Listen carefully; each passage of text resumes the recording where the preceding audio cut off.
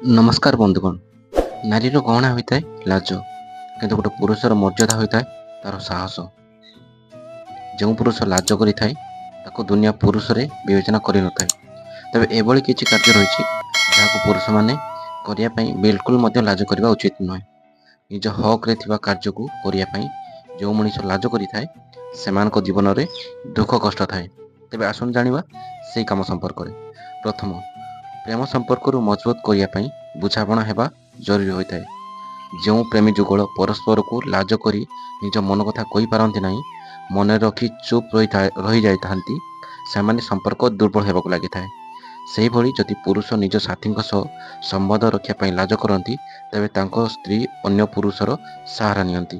तेणु संबंध रखा समय पुरुष को केवे लाज करने उचित नुहे।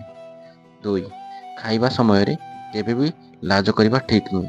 जो लोक मानू खाद्य खाइबा समय लाज लगी था से सर्वदा भोक कर रही था।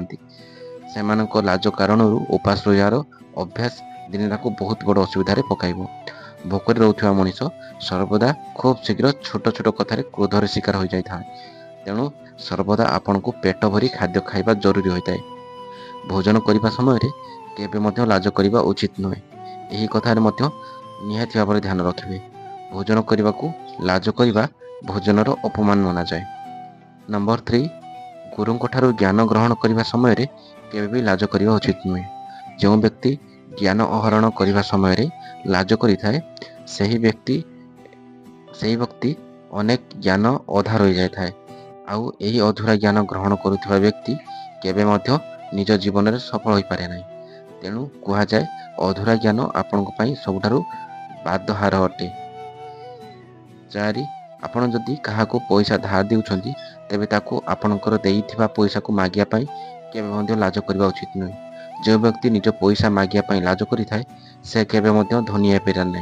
यदि आपण मैंने आम भिडियोटी को लास्ट पर्यंत देखी सारी तो निश्चित भाव लाइक करूँ, कमेंट करूँ, आपणकर मतामत कमेंट द्वारा जनातु। आपणकर जदि आम भिडियोटी भल लगी था तो आप सब्सक्राइब करने को जमा भूलुनी।